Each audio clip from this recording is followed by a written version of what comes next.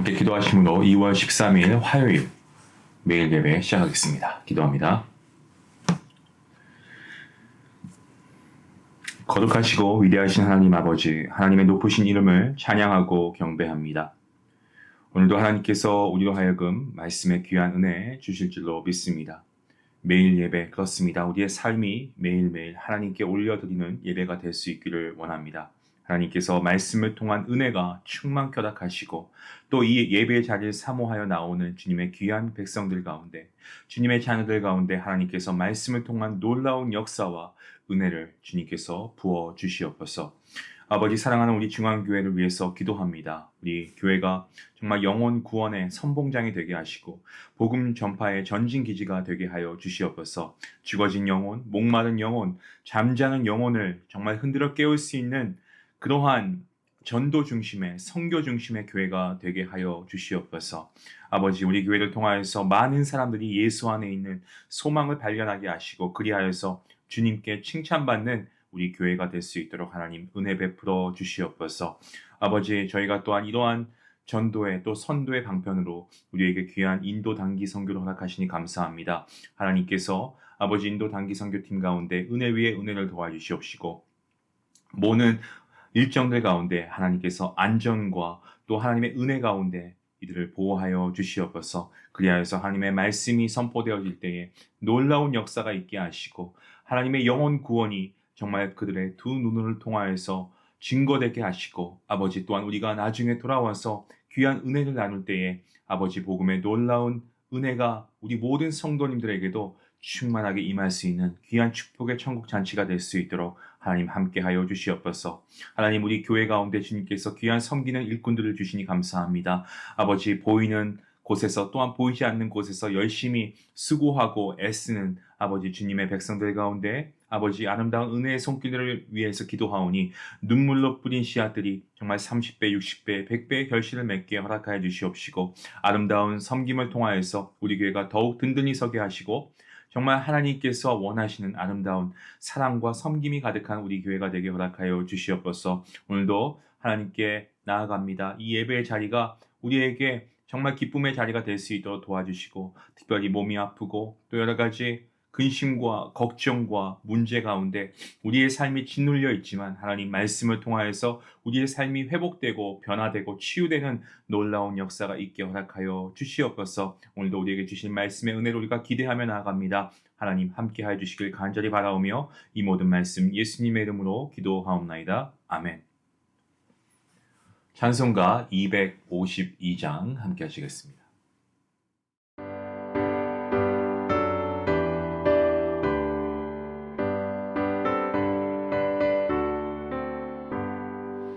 예수의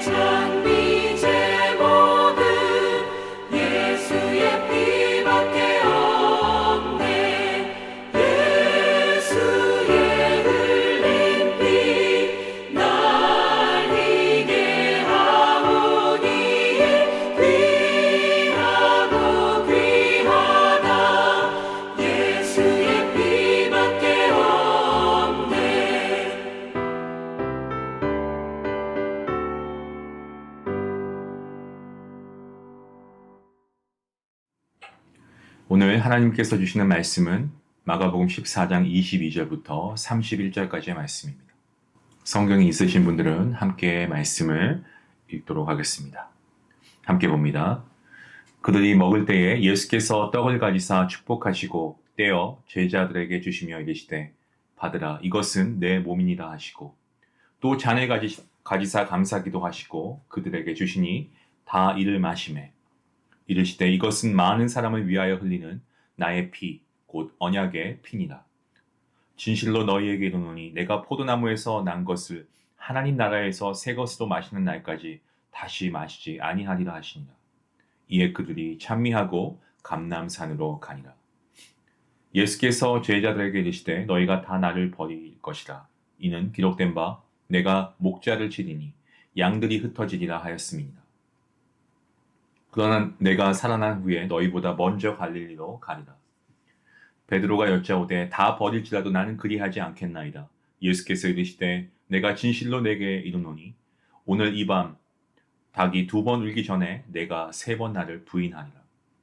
베드로가 힘있게 말하되 내가 주와 함께 죽을지언정 주를 부인하지 않겠나이다 하고 모든 제자도 이와 같이 말하니라. 아멘.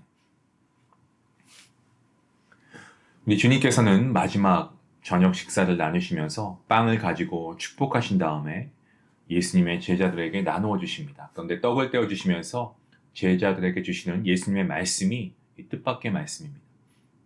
이 떡이 곧 예수님 자신의 몸이라고 말씀하십니다.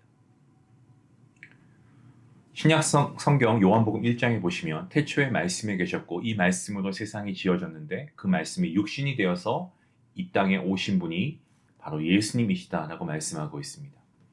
여기 예수님께서 내 몸이라고 하신 이 떡이라고 하는 것은요, 곧 예수님 자신으로서의 말씀을 언급하고 있는 겁니다.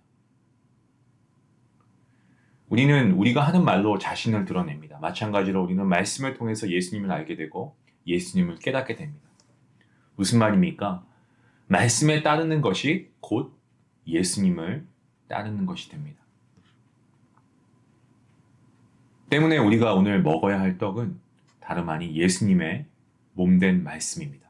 그 말씀을 받아 먹음으로, 다시 말해서 말씀대로 따라 순종하며 살아감으로 말미암아 우리는 예수님과 함께하는 것입니다. 왜 말씀에 순종해야 됩니까? 그것이 바로 예수님과 함께하는 비결이기 때문에 그렇습니다.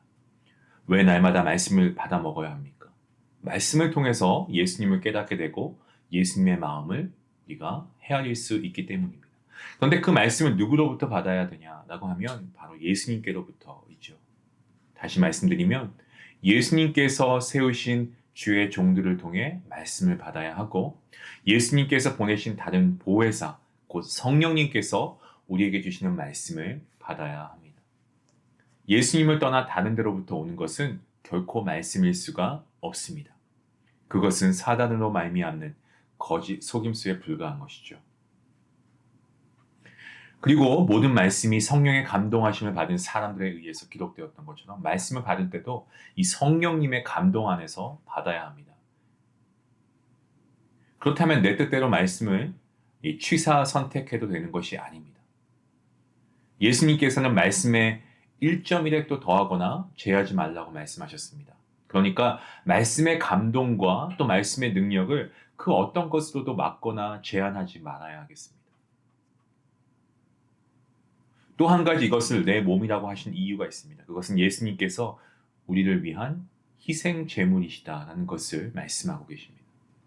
이스라엘 백성들이 애굽에서 떠나던 날 어린 양을 잡아서 그 피를 어떻게 했습니까? 문설주에 발랐죠. 그리고 그 희생 제물로서의 어린 양이 바로 예수님이라고 오늘 말씀하고 계시는 거예요. 예수님께서 우리를 위한 희생 제물이 되셨다. 다시 말해서 예수님께서 죽으심으로 말미암아 우리가 예수님 안에서 같이 죽고 예수님께서 부활하심으로 말미암아 우리도 예수님 안에서 영원한 언약의 백성, 하나님의 자녀가 되었다라는 이 사실을 우리가 분명하게 믿어야 할 줄로 믿습니다. 이제 주님께서는 잔을 가지고 감사기도 하시고 제자들에게 나누어 주시면서 그 잔이 주님의 피, 곧 언약의 피라고 말씀하십니다. 예수 그리스도를 나의 구주로 영접하고 마음으로 믿고 입으로 고백함으로 말미암아서 우리는 다 예수님의 거룩한 신부가 되었습니다. 영원한 언약 백성이 되었습니다. 하지만 그 언약을 이루기 위해서는 먼저 제물이 준비되어야 합니다. 여러분, 우리가 아브라함의 이야기를 기억해 보길 원합니다. 하나님께서 아브라함에게 제물을 준비하라고 하시고는 타는 횃불로 그 제물 가운데 지나가신 것처럼 오늘 우리와도 언약을 맺으시는데 이번에는 소나 양이 아닌 예수님 자신이 희생 제물이 되어주셨다는 겁니다. 그 예수님이라는 제물 가운데로 하나님께서 지나가시면서 예수 그리스도를 구주로 고백하는 우리와 함께 하나님께서 언약을 맺으십니다. 그래서 하나님께서는 아버지가 되시고 우리는 하나님의 자녀가 된 것이죠. 하나님의 자녀, 영원한 하늘나라의 백성. 그래서 우리는 우리 스스로를 성도라고 하지 않습니까? 거룩한 하나님의 자녀이기 때문에 그렇죠. 그것이 바로 예수님의 피, 다시 말해서 예수님께서 제물이 되어주심으로 말미암아 이루어진 것임을 우리는 반드시 기억해야 할 것입니다. 그래서 피 흘림이 없은즉 사함이 없다라고 하는 겁니다. 그러니까 우리가 그저 단순히 예수님을 믿습니다 하는 것 같아도 이렇게 되기까지 먼저 자신을 희생의 제물이 되어주신 그 주님의 거룩한 희생의 보혈이 있기 때문에 가능했다라고 하는 것을 우리는 잊지 말아야 한다는 거예요. 그래서 우리는 이것을 가리켜서 뭐라고 우리가 고백합니까? 우리가 은혜, 어떤 은혜입니까? 거저 받은 바 된 은혜라고 고백합니다.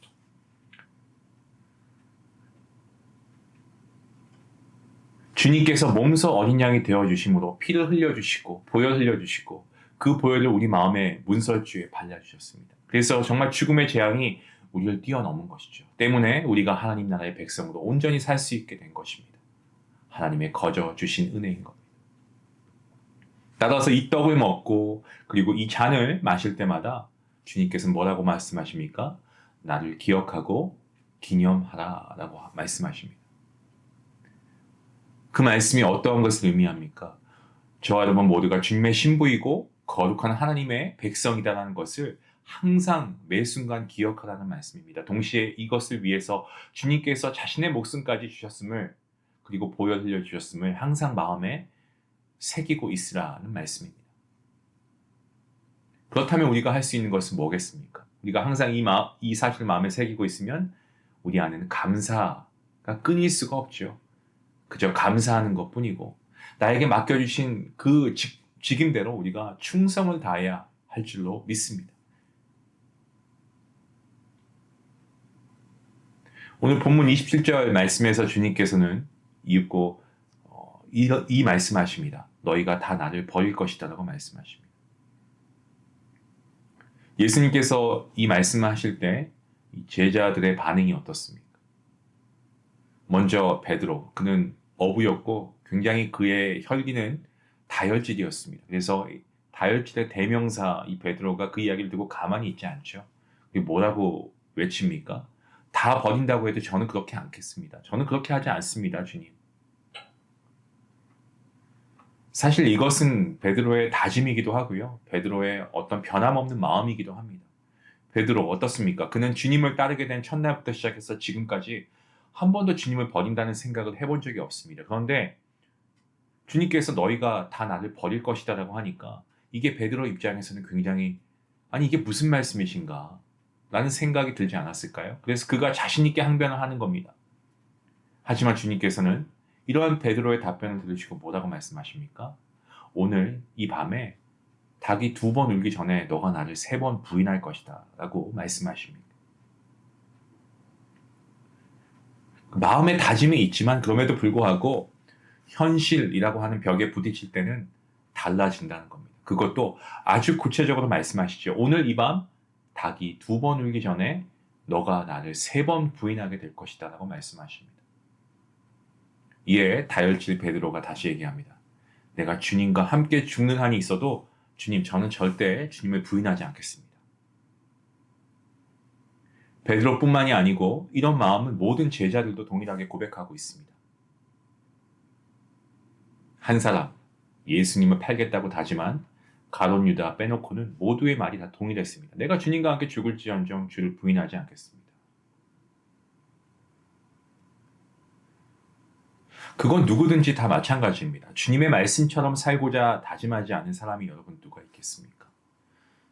사실 모두가 다 잘하고 싶어 합니다. 말씀도 잘 배우고 싶어 하고요. 말씀대로 정말 새벽을 깨우고 싶고 매일 예배 잘 드리고 싶고 이것도 하고 저것도 하면서 정말 주님을 위해서 하고 싶은 마음 굴뚝 같습니다. 그리고 아주 다짐에 다짐을 하기도 합니다. 이번에는 반드시 이렇게 할 거다. 그런데 막상 현실이라고 하는 세상 가운데 부딪히는 어려움들이 있으면 그러한 우리의 다짐은 어떻습니까? 언제 그랬는가 싶을 정도로 슬그머니 꽁무니를 빼고 맙니다. 그 결과 나는 이래서 안 되고 저래서 안 되고 그때부터 핑계거리가 계속 나타납니다. 그런데 그러한 모든 핑계거리를 우리가 좀 가만히 좀 자세하게 한번 들여다보면 그게 죽을 일 같은 큰일 때문이 아니에요. 아주 보잘것없는 문제들, 조금은 답답하고 힘든 일들, 속상한 일들, 내 힘으로 해결할 수 없는 일들, 심지어는 아직 나에게 일어나지도 않은 일이지만 마치 나에게 닥칠 것 같아서 미리 걱정하는 것들. 실상은 무시해도 좋을 만한 그런 것들로 인해서 우리가 주저앉고 이런 핑계들로 인해서 우리가 계속해서 우리의 다짐이 무너지고 있다는 겁니다. 그건 사실 너희가 다 나를 버릴 것이다 라고 하신 주님의 말씀 앞에 주님 절대로 그렇지 않습니다. 죽음은 죽었지 어떻게 그럴 수 있습니까? 하고 마치 따지는 것처럼 말하고 있는 베드로나 동일하게 고백하고 있는 다른 제자들이나 다 마찬가지로 이 꿈에서조차도 생각해 본 적이 없는 그러한 이야기였습니다. 아니 이건 처음부터 말을 지어내기 위한 말이지 그게 가당키나 한 일이겠는가 싶었습니다. 그런데 현실이 어떻습니까? 결코 그렇게 만만한 것이 아니죠. 그건 저와 여러분도 마찬가지입니다. 하나님을 잘 섬기고 싶고 주님을 잘 섬기고 싶고 말씀대로 살고 싶은 마음 우리에게 다 있습니다. 그런데 막상 부딪히는 현실이 어떻습니까? 만만치가 않습니다. 우리의 육신이 참 약하죠. 가장 먼저 우리 육신만 봐도 어떻습니까? 우리 몸이 힘이 들지 않습니까? 거기다가 마음도 불편해서 견딜 수가 없습니다. 잠시만 눈을 질끈 감으면 될 텐데 꼭 이렇게까지 해야만 하나 싶기도 하고요. 어떤 때는 숨이 정말 턱까지 차올라서 그냥 주저앉고만 싶습니다. 이대로 가다가는 무슨 일이 생길 것 같습니다. 반면에 좀 어처구니 없게 들릴 수도 있겠지만 갑자기 마음이 약해져서 그건 아무리 해봐도 아무리 생각해봐도 안 될 것 같다라는 그런 마음이 들기도 합니다. 누구는 괜찮다고 하지만 그건 그 사람 이야기지 나는 아닙니다. 마음으로 다 잘하고 싶습니다. 그런데 마음과는 다르게 몸이 따라주지 않고 현실이 뒷받침이 안 되니까 그럼 어쩌란 말입니까? 그 마치 진짜 독종이나 하는 일인가 싶었는데 사실 진짜가 용기가 정말 필요한 그러한 부분인데 가서는 주저앉아 버리고 엉뚱한 데 가서 불필요한 호기를 부릴 때가 얼마나 많습니까? 그래 놓고서는 그 다음날 후회하죠. 아, 내가 정말 그렇게 해서는 안 됐는데 왜 그렇게 했을까 하면서 머리를 싸맬 때 이거 얼마나 많이 있습니까? 처음에는 막 결심하고 결단하고 큰 소리 치다가 언제고 돌아서서 후회하고 그런데 그게 현실입니다. 하지만 성도 여러분 그렇다고 해도 우리가 기억해야 할 것이 있습니다. 그것은 우리의 믿음 안에서 살아가는 것이 결코 어려운 일만도 아니라는 거예요. 우리에게 어려움이라는 것을 통해서 힘든 시간이라는 것을 통해서 고난이라고 하는 이 터널을 통해서 깨닫게 되는 것이 분명하게 있습니다. 그것은 뭡니까? 내 힘과 내 능력과 내 지혜가 아닌 오직 주님의 힘, 주님의 능력, 주님의 지혜로 오늘을 살아가야 한다라는 사실입니다. 그럴 때 우리는 이러한 현실의 어려움 가운데서도 고난 가운데서도 우리가 능히 이기고 앞으로 전진하며 나아갈 수 있는 겁니다.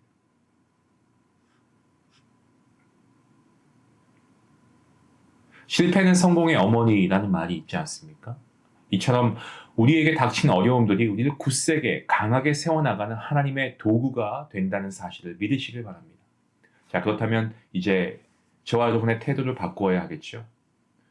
어떤 걱정이 있으면 문제가 생기면 아이고 큰일 났다 이게 아니고 그 자리에서 우리가 한번 주님께 이렇게 바로 나아갑시다. 주님, 이 문제보다 크신 주님께서 이 문제를 극복할 수 있도록 저를 도와주시옵소서. 이렇게 기도해요. 예수님의 제자들이 정말 예수님께서 너희가 나를 다 버릴 것이야 라고 할 때 그 제자들이 뭐라고 합니까? 정말이요? 그렇다면 큰일인데요? 그럼 우리가 어떻게 해야 되나요? 하고 주님의 도움을 구했다라고 한다면 상황은 달라졌을지도 모릅니다. 아니, 사실은 겟세마네 동산에서 주님이 해결책을 이미 제시해 주셨습니다. 시험에 들지 않게 깨어 있어 기도하라라고 말씀하셨습니다. 하지만 그들은 깨어 있지 않았습니다. 잠에 취해 있었습니다. 사랑하는 성도 여러분, 때문에 오늘 우리가 이 말씀을 통해서 한 가지 우리가 깊이 깨닫게 되는 것이 있습니다. 그리고 우리가 이렇게 신앙생활을 해야 되겠습니다. 그것은 바로 항상 깨어 있어 기도하라. 그리고 말씀대로 순종해야 한다라는 거죠. 오늘 이 말씀, 주님께서 주님의 제자들이 아니고 바로 저와 여러분에게 하시는 말씀이 아닐까요? 그 문제를 뛰어넘어서 역사하시는 주님의 손길을 여러분 믿으시기 바랍니다. 그리고 이러한 어려움의 순간 가운데서도 하나님께서는 이 시간을 통하여서 나를 좀 믿어, 나를 신뢰해, 내가 널 도울게, 이러한 주님의 분명한 사인을 우리에게 보내주고 계시는 겁니다. 하나님은 어려움과 고통 가운데 우리를 그냥 고아와 같이 버려두지 아니하십니다. 우리와 함께하고 계시고 우리를 위해 기도하시고 중보하시는 분이 우리 주님 아니십니까? 여러분, 우리의 삶의 모든 문제 주님 앞에 내어놓고 주님, 이것을 극복할 수 있도록 도와주시옵소서. 우리가 항상 깨어서 기도하고 말씀대로 순종하며 주님을 의지하며 나아갈 수 있기 원합니다. 이러한 성도님들, 이러한 주님의 자녀가 될 수 있기를 주님의 이름으로 간절히 축원합니다. 기도하시겠습니다. 하나님 감사합니다. 오늘도 하나님께서 귀한 말씀을 통하여서 오늘 우리가 하나님께 나아갈 수 있는 귀한 은혜의 시간을 도와주시니 감사합니다. 하나님 그렇습니다. 오늘도 우리가 말씀을 통하여서 많은 도전을 받았는데 정말 우리가 이 말씀대로 살아갈 수 있기를 간절히 원합니다. 우리를 위한 희생의 본이 되어주신 분이 주님 아니시겠습니까? 주님 자신 스스로가 화목 제물이 되어주심으로 우리를 위해 십자가에서 기꺼이 보혈 흘려주시고 죽기까지 우리를 사랑하심으로 말미암아 그리고 죽기까지 하나님 말씀에 복종하심으로 우리를 위한 구원의 은혜, 대속의 은혜를 완성하셨습니다. 그래서 우리가 믿음으로 그 은혜의 보좌 앞으로 나아갈 수 있음을 믿습니다. 그 주님께서 오늘 우리를 위한 중보자가 되심을 믿습니다. 지금도 우리 모두를 위해서 하나님 보좌 우편에서 기도하고 계시는 주님을 우리는 바라봅니다.